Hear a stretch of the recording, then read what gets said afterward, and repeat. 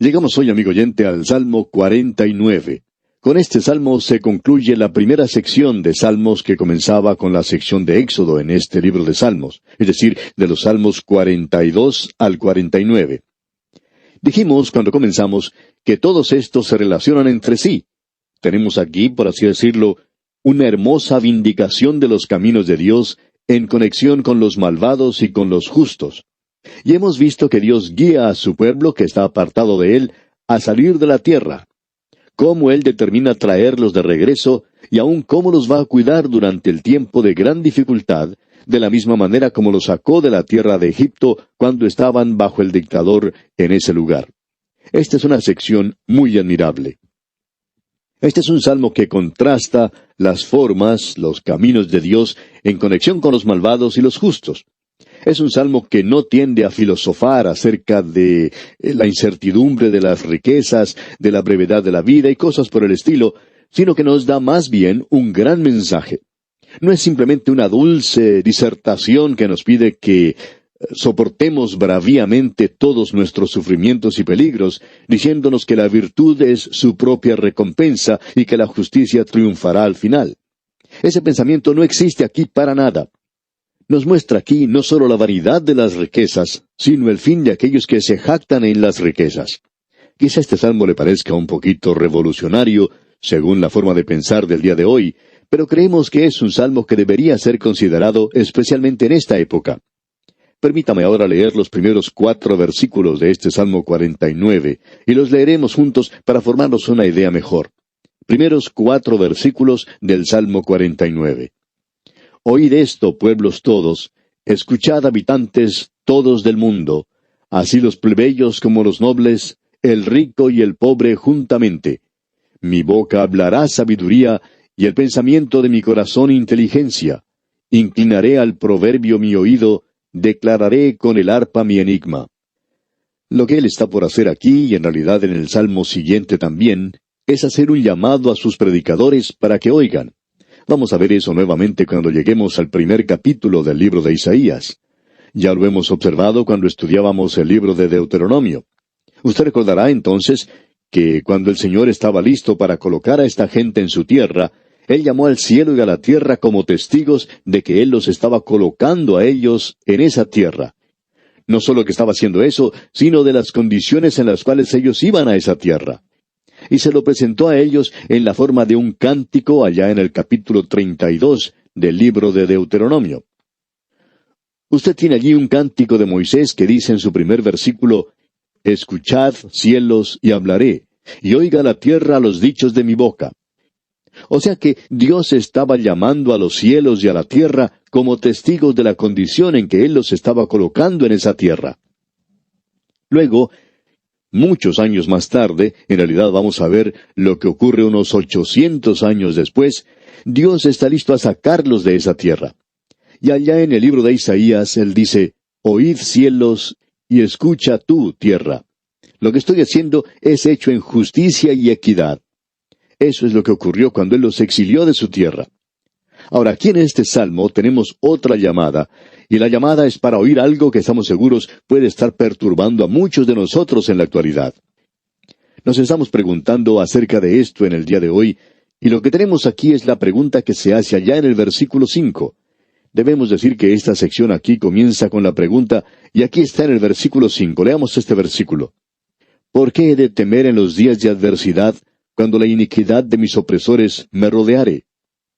Aquí se nos presenta una pregunta y uno no sabe quién está haciendo esa pregunta. ¿Es el escritor de este salmo quien está haciendo esa pregunta? Los hijos de Coré son los escritores. ¿Son ellos entonces los que están preguntando? ¿O es una cuestión que está en la boca de los ricos que tienen confianza en sí mismos?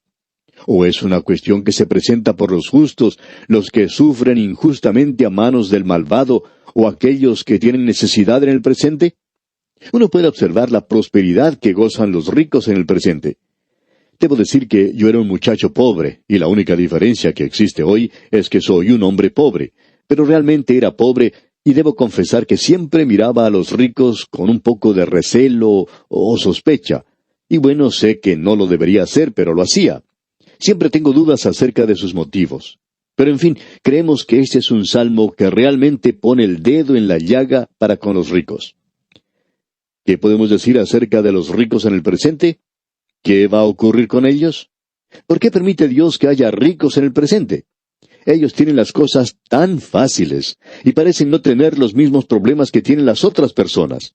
Hay una cierta camarilla en cada uno de los países formada por los ricos, los que tienen influencia. Y cuando llegan las elecciones, siempre se acercan a conversar con uno y nos dicen lo bueno, lo maravilloso que somos, lo inteligentes y lo amables que somos, y por supuesto, lo que están buscando es que votemos por su candidato. Pensamos que este es un círculo tan pequeño que hay muy pocos de los oyentes que pueden saber algo de ellos. Siempre existe esa duda en nuestras mentes. ¿Por qué permite Dios que ellos, aparentemente, se salgan con la suya en tantas cosas en el presente? ¿Por qué no hace Dios algo en cuanto a esto? Pues bien, sigamos adelante en este salmo y leamos algo más. Vamos a ver los versículos 6 y 7 de este Salmo 49. Los que confían en sus bienes y de la muchedumbre de sus riquezas se jactan, ninguno de ellos podrá en manera alguna redimir al hermano, ni dar a Dios su rescate. Lo importante de notar aquí es que no importa cuán rica sea una persona, esa persona nunca podrá comprar su salvación. Nosotros los pobres vamos al mismo lugar que van los ricos, y lo podemos conseguir al mismo precio que ellos, es decir, que la salvación no nos cuesta nada. El apóstol Pablo, allá en su epístola a los Romanos, capítulo 4, versículo 5, dice, «Mas al que no obra, sino cree en aquel que justifica al impío, su fe le es contada por justicia». Así es que yo, amigo oyente, que soy pobre, yo que no tengo nada, voy al mismo lugar donde va el rico, porque él tampoco puede comprarlo. Así que él estará en el mismo nivel en el cual me encuentro yo. Él está excluido de las riquezas y está excluido de la redención simplemente porque tiene riquezas. Es decir, él se engaña a sí mismo en creer que puede comprar o que puede hacer algo o dar algo y que por ese medio él puede ser salvo, porque de esa manera nunca logrará ser salvo. Tenemos ahora algo que se ha puesto en paréntesis en el versículo 8. Esto es interesante, leamos el versículo 8. Porque la redención de su vida es de gran precio y no se logrará jamás. No tienen el dinero suficiente para comprar su salvación. No hay nadie que tenga lo suficiente como para poder comprar salvación. Y en el versículo 9 leemos, para que viva en adelante para siempre y nunca vea corrupción. Los ricos morirán de la misma manera en que mueren los demás. Creemos que basándose en este salmo fue cuando el Señor Jesucristo presentó la historia del hombre rico y el pobre, de Lázaro. Usted recuerda que murió y allí se nos presenta un gran contraste. Y usted tiene que tener esa clase de percepción para poder comprenderlo. El rico no va a vivir para siempre. Ahora en el versículo 10 de este Salmo 49 leemos, pues verá que aún los sabios mueren, que perecen del mismo modo que el insensato y el necio, y dejan a otros sus riquezas. No importa quién sea usted, amigo oyente, o cuánto dinero tenga, usted tendrá que dejarlo algún día. Usted puede tomar todo lo que quiere, lo puede poner en el banco, lo puede poner en una caja fuerte, lo puede enterrar en algún lugar secreto en el campo, y puede decir, esto es mío, nadie me lo puede quitar. ¿Y sabe una cosa? Puede que usted tenga razón, nadie se lo puede quitar. Sin embargo, existe alguien que sí puede quitarlo a usted de todo eso, apartarlo de todas sus riquezas, y ese es el Señor. Un día la muerte llegará a su puerta y en ese momento usted quedará tan pobre como cualquier otra persona. Hay un antiguo dicho que dice, no hay bolsillos en la mortaja. Hace mucho tiempo murió una persona muy rica. Sus parientes pobres estaban esperando fuera de la casa, y cuando el abogado del extinto salió, esta gente le hizo esta pregunta, ¿cuánto dejó? A lo cual el abogado respondió, lo dejó todo, no se llevó nada con él. Y amigo oyente, eso es lo primero que nota aquí el salmista. Usted puede ser muy rico aquí en la tierra, pero no puede comprar su salvación, no puede agregar días a su vida. Y usted se encuentra partiendo y dejando todo ese dinero que usted ha reunido aquí abajo para que lo use otra persona. Notemos ahora lo que dice el versículo 11 de este Salmo 49. Su íntimo pensamiento es que sus casas serán eternas, y sus habitaciones para generación y generación. dan sus nombres a sus tierras. Hay muchas personas que tratan de perpetuar sus nombres. Quizá usted pueda anotar los nombres de algunos de los personajes más ricos que están inscritos en los edificios de su ciudad. Allí están para que los puedan leer todas las personas que pasan, y es una clase de propaganda. Pero debemos decir que eso no hace su nombre perpetuo. Uno de estos días, esos edificios serán destruidos y nosotros no recordaremos más a esa persona. Notemos ahora lo que dice en el versículo 12 de este Salmo 49. Mas el hombre no permanecerá en honra, es semejante a las bestias que perecen. Uno de estos días, ese hombre que tenía una posición tan elevada aquí, tiene que tener su cuerpo colocado en la tumba, y él regresa al polvo como cualquier otra persona. Ahora el salmista dice aquí en el versículo 13, su camino es locura, con todo, sus descendientes se complacen en el dicho de ellos. Siguiendo adelante en el versículo 14, encontramos una expresión muy interesante. Leamos la primera parte del versículo 14. Como a rebaños que son conducidos al Seol, la muerte los pastoreará. Literalmente lo que allí quiere decir es, la muerte es el pastor de ellos. ¿Y qué contraste encontramos aquí con lo que David había expresado? Jehová es mi pastor. Él está vivo, debemos decir de paso. Recuerde usted que la Escritura dice, el que tiene al Hijo, tiene la vida. Pero el otro pastor, el pastor falso, es muerte. La muerte es el pastor de ellos. La muerte se alimentará de ellos. Eso sí que es interesante. El pastor debería alimentar a las ovejas, pero aquí el pastor es quien se está comiendo sus ovejas. Ahora en la segunda parte del versículo 14 leemos, y los rectos se enseñorearán de ellos por la mañana, se consumirá su buen parecer, y el Seol será su morada. Una persona puede gastar prácticamente una fortuna en un salón de belleza tratando de hacerse más hermosa. Pero amigo oyente, cuando usted puede mirar dentro de una tumba, después que han pasado algunos años, lo que uno ve allí adentro no es muy lindo. No es algo que uno quiera contemplar muy a menudo. La muerte no es algo muy hermoso. Y el versículo 15 continúa diciendo, pero Dios redimirá mi vida del poder del Seol, porque Él me tomará consigo. Y ahora es tiempo de detenernos a pensar. Solamente Dios es capaz de redimir su alma. Lo importante no es si usted es rico o pobre, porque la prueba final, cuando usted entra en la eternidad, lo único que tiene importancia allí es si usted es redimido o no lo es. ¿Es usted un hijo de Dios por medio de la fe en Jesucristo? Esto es lo importante. Escucha ahora lo que dice el versículo 16. No temas cuando se enriquece alguno, cuando aumenta la gloria de su casa. No deje que eso le moleste, amigo oyente. Hay muchos ricos a nuestro alrededor en el presente, y ellos parecen llevar a cabo las cosas sobre todo y sobre todos. No hay nada que ellos no puedan hacer. Sí, así es. No queremos tratar de tapar esto, ni tampoco el evitar decir las cosas como son. Parece que ellos siempre están saliéndose con la suya. En el día de hoy, amigo oyente, los pobres no están recibiendo lo que merecen en este mundo. Es por eso que yo he echado mi suerte con el Señor Jesús, y debo decir que tengo varias razones para eso. Una de ellas es que dice que Él va a juzgar a los pobres y a los justos, y sé que voy a recibir un justo juicio de parte de Él algún día. Este es un salmo magnífico. Veamos lo que dicen ahora los versículos 17 hasta el 20 de este Salmo 49. Porque cuando muera no llevará nada, ni descenderá tras él su gloria. Aunque mientras viva, llame dichosa a su alma, y sea loado cuando prospere, entrará en la generación de sus padres, y nunca más verá la luz. El hombre que está en honra y no entiende, semejante es a las bestias que perecen. Este versículo es interesante. Oímos mucho hablar en la actualidad que el hombre ha evolucionado de las bestias o de los animales. Y en realidad la Biblia enseña lo contrario. Dios ha creado al hombre y lo ha creado a su imagen. El hombre cayó y como resultado, el hombre puede vivir en la actualidad separado de Dios como un animal. Y es como el animal cuando muere. El hombre no evoluciona hacia arriba, sino que le está evolucionando hacia abajo, amigo oyente. No es un camino que lleva hacia arriba de ninguna manera. Él tiene la inclinación de ir hacia abajo, y eso es lo natural con cualquier cosa. Todo lo que puedo observar a mi alrededor contradice la evolución. Nada va hacia arriba por sí mismo, todo gravita hacia abajo. La ley de gravedad en el mundo físico siempre hace que las cosas desciendan. Esta ley de gravedad en el mundo físico hace que todo vaya hacia abajo.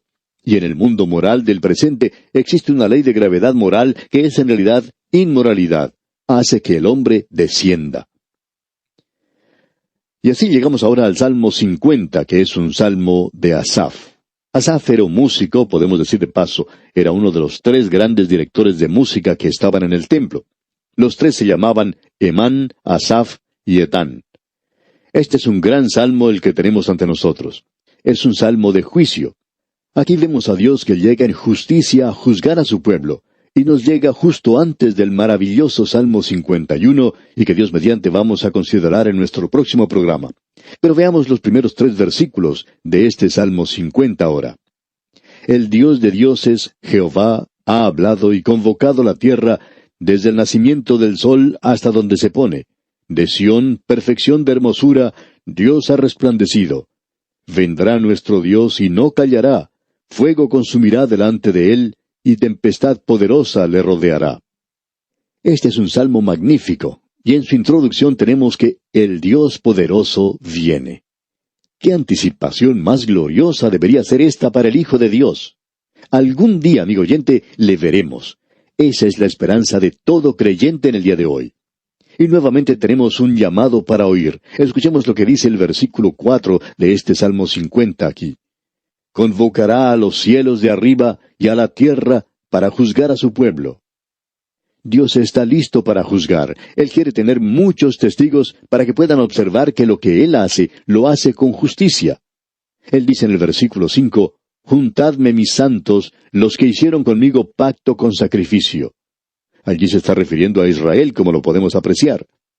Ahora el versículo 6 dice, Y los cielos declararán su justicia, porque Dios es el juez. El Señor Jesucristo será el juez. El Padre dijo que Él le había dado a su Hijo todo lo relacionado con el juicio. Y ahora en el versículo 7 de este Salmo 50 leemos, Oye, pueblo mío, y hablaré. Escucha, Israel, y testificaré contra ti. Yo soy Dios, el Dios tuyo. Y luego continúa diciendo en el versículo 8, No te reprenderé por tus sacrificios, ni por tus holocaustos, que están continuamente delante de mí. Lo importante de notar aquí es lo siguiente. Si usted hubiera estado en Jerusalén en esa época, más adelante, cuando el templo había sido construido, usted hubiera hecho la pregunta o hubiera dicho, Señor, tú estás criticando a esta gente. Ellos siempre han asistido a los servicios de los domingos por la noche. Siempre han estado presentes en los servicios de los miércoles por la noche. Siempre estaban presentes. Esta gente es más activa que las hormigas aquí en el templo y te están sirviendo todo el tiempo. Bien, así es. Pero el ir a la iglesia no es lo más importante. Creemos que es importante, pero no tiene nada que ver con la relación personal del individuo con Dios. Es mejor que usted establezca esa relación a través del Señor Jesucristo, y luego entonces sí querrá ir a la iglesia. Notemos ahora lo que dicen los versículos 8 al 10 de este Salmo 50. No te reprenderé por tus sacrificios, ni por tus holocaustos que están continuamente delante de mí. No tomaré de tu casa becerros, ni machos cabríos de tus apriscos, porque mía es toda bestia del bosque, y los millares de animales en los collados. Y Dios está diciendo, ¿creen ustedes que me estaban dando algo a mí realmente cuando presentaban esos sacrificios? Pues Dios dice, todos ellos me pertenecen. Y agrega en el versículo 12, si yo tuviese hambre, no te lo diría a ti, porque mío es el mundo y su plenitud. Veamos ahora lo que dice la primera parte del versículo 15, porque aquí tenemos un cuadro de juicio. E invócame en el día de la angustia. ¡Qué afirmación más hermosa la que tenemos aquí! Dios le pide a su pueblo que se acerque a Él. Dios también dice que Él va a juzgar a los malvados. Y Dios dice, no permití que te salieras con la tuya en cuanto al pecado. Y en el versículo 21 leemos, estas cosas hiciste, y yo he callado. Pensabas que de cierto sería yo como tú, pero te reprenderé, y las pondré delante de tus ojos.